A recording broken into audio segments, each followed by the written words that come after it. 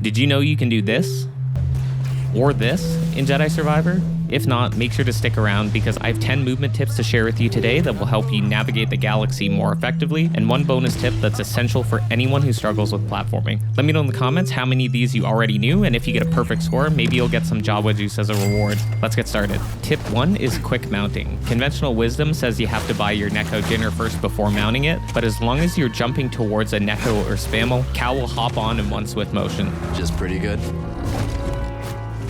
Our second tip is Relter dive bombing. If you hold down your force push button, your Relter will dive straight down, which is very convenient for saving time when trying to land so that you don't have to circle around multiple times. Third is Spamel Spanking. That term's canon, by the way. Hop on a Spamel and use your primary attack button to cause your Spamel to dish out some damage to unsuspecting foes. It's strong enough to take down pseudobounds and ATSTs if you get the timing right. That's probably not nearly as practical as your lightsaber, but neat nonetheless. Number 4 is another uncommon Relter movement where if you hold back on the analogs or your walk backwards key, your Relter will completely stop moving and will slowly glide straight down. This is also convenient for more precise landings without circling. Number 5 is wall run resetting. If you ever find yourself slipping during a wall run, you can actually infinitely reset your jumps by jumping off the surface and landing back on it. So much so that you could change directions multiple times. It's not used frequently, but it does come in handy during force tears and finicky platforming sections.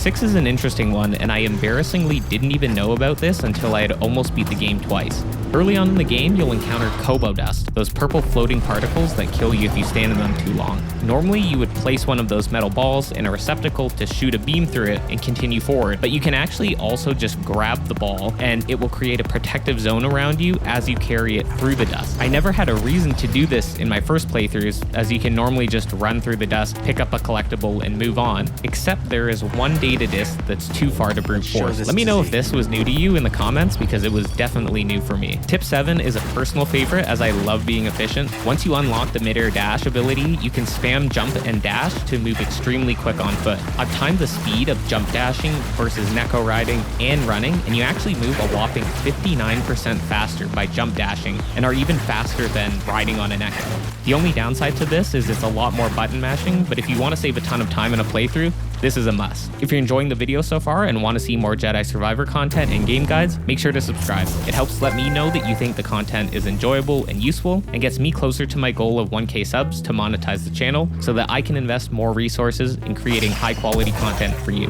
On to tip 8, Grapple Holding. I've heard from a few people that they weren't aware that when you grapple the balloons in the game, that you could actually hold onto them. This is great if you're not amazing at platforming and need some extra time to line up your exit. For number 9, we've got mount calling.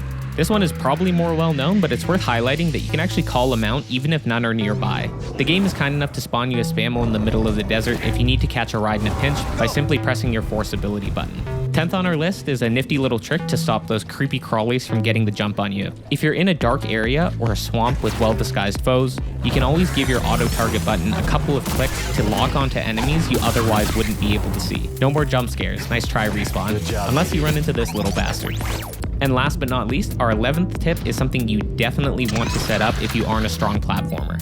Head into your settings under Gameplay, find Slow Mode, enable it and configure the slow dilation to whatever you prefer, all personal preference. Then head to the Edit Controls menu and make sure you have a key or button set up to activate it. Now when you reach a tricky bit of platforming, you can actually slow things down and then deactivate it at will when you're finished. Really useful for force tears where things get a little bit complicated if you're not a strong platformer. And that is all 11 tips I have for you today. I hope you learned at least one new thing. And if you enjoyed the video, then make sure to drop a like and consider subscribing to help support the channel and stay updated with the highest quality Jedi Survivor content and game guides. If you're still looking for those fancy outfits, sabers, and blasters for Cal, but don't know where to find them, then make sure to check out this video next with all 12 super chest locations. See you in the next one. Peace.